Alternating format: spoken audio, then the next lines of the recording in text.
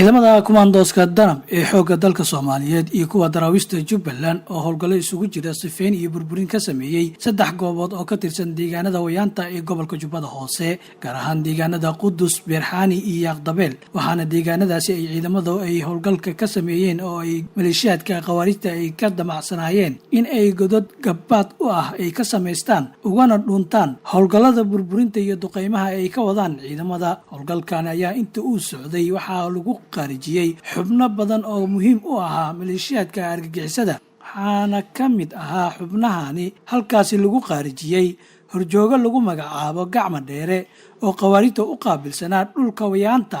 xubno uu ka mid yahay horjoogahan la qaarijiyay ayaa muddooyinkii u dambeeyay ku dhuumaaleysanayay deegaanada Jubbooyinka ugu dambeyn ku baxay gacanta ciidamada. Howlgalkan ayaa waxaa hogaaminayay taliyaha ururka 162 ee ciidanka kumaandooska danab taliya Caarif Hiire Salaad Shirwa Umar